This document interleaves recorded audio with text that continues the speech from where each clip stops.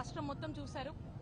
మన పల్నాడు జిల్లా పిన్నెలి గ్రామంలో ముందా సాల్మన్ అనేటువంటి ఒక దళితుడిని దారుణంగా మానుషంగా ఎంత మూర్ఖంగా అక్కడ ఉన్నటువంటి టీడీపీ నాయకులు అతన్ని రాడ్లతో తల మీద కొట్టి చంపడం మీరందరూ కూడా చూశారు.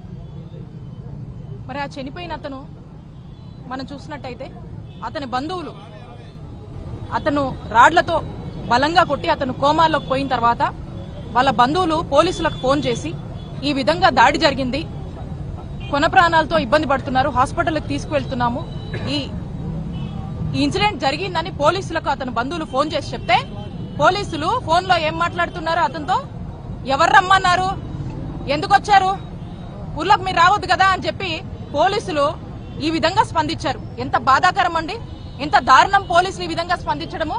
లా అండ్ ఆర్డర్ కాపాడాల్సినటువంటి ఇలా పోలీసులు ఇప్పటికే పిన్నెలి గ్రామంలో ఎలక్షన్ అయిపోయిన దగ్గర నుంచి ఈ 18 నెలల కాలంలో 200 మంది పైగా కుటుంబాలు బయట ఉంటే మరి ఎవరు రమ్మన్నారు అని చెప్పి ఇతన్ని ఎవరు రమ్మన్నారు అని చెప్పి వాళ్ళ బంధువులతో ఈ విధంగా మాట్లాడుతున్నారంటే లా అండ్ ఆర్డర్ కాపాడాల్సినటువంటి పోలీసులే ఇలాంటి హత్యల్ని, ఇలా గూండాల్ని, ఇలాంటి రౌడీజాల్ని ప్రోత్సహిస్తున్నారా అని మనకు అర్థమవుతా ఉంది.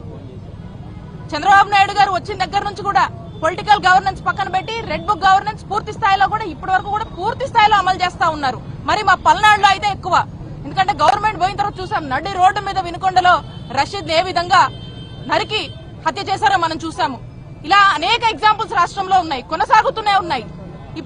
ఇప్పుడు ఈ ముందా సాల్మన్ ని కూడా మనం చూసాము ఏ విధంగా హత్య చేశారు. అంటే పోలీసులు లా అండ్ ఆర్డర్ ని పూర్తిగా కూడా వాళ్ళ చేతుల మీదకి తీసుకొని ఏ విధంగా ప్రవర్తిస్తున్నారు అనే విషయాన్ని రాష్ట్ర ప్రజలందరూ కూడా గమనిస్తా ఉన్నారు.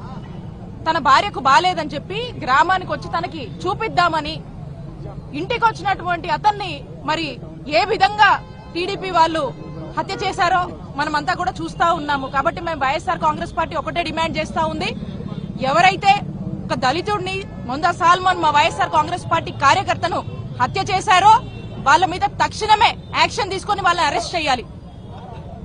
ఎవరైతే ఈ పోలీసులు ఉన్నారో అక్కడ ఉన్నటువంటి సిఐ, ఆ ఎస్ఐ ఎవరైతే ఉన్నారో వాళ్ళని ఇమీడియట్ గా కూడా సస్పెండ్ చేయాలని వైఎస్ఆర్ కాంగ్రెస్ పార్టీ డిమాండ్ చేస్తా ఉంది. అలాగే మా నాయకుడు జగన్మోహన్ రెడ్డి గారు ఘటన జరిగిన వెంటనే అక్కడ ఉన్నటువంటి మా ఇన్ఛార్జ్ కాసు మహేష్ రెడ్డి గారు ఆ కుటుంబానికి పూర్తి స్థాయిలో కూడా అండగా ఉన్నారు. విషయాలన్నీ కూడా జగన్మోహన్ రెడ్డి గారికి వివరించారు. జగన్ గారు ఆ పరిస్థితులన్నీ కూడా ఫోన్ మాట్లాడి కనుక్కొని తెలుసుకొని ఆ కుటుంబానికి వారి యొక్క కండోలెన్సెస్ తెలిపారు. ఆ కుటుంబానికి 5 లక్షల ఎక్స్గ్రేషియా కూడా ప్రకటించారు. ఇంకా ఫ్యూచర్ లో కూడా ఎక్కడ ఇలాంటి పరిస్థితులు జరిగినా వైఎస్ఆర్ కాంగ్రెస్ పార్టీ మా నాయకుడు జగన్మోహన్ రెడ్డి గారు పూర్తిగా అండగా ఉంటారు, మీరు భయపడొద్దు అని చెప్పి ధైర్యం కూడా చెప్పినటువంటి పరిస్థితులు. ఇప్పటికే ఆ గ్రామానికి జగన్మోహన్ రెడ్డి గారు రావాలనుకున్నారు.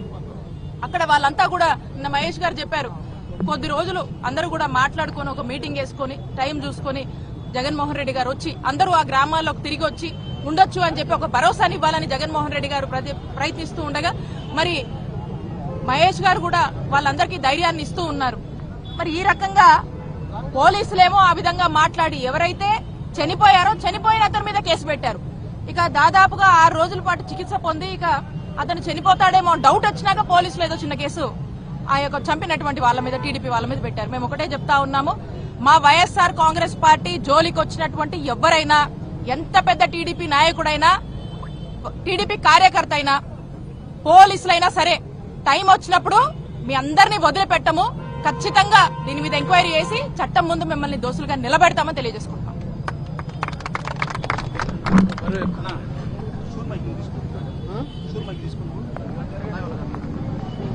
బరువు ఎక్కువ మరి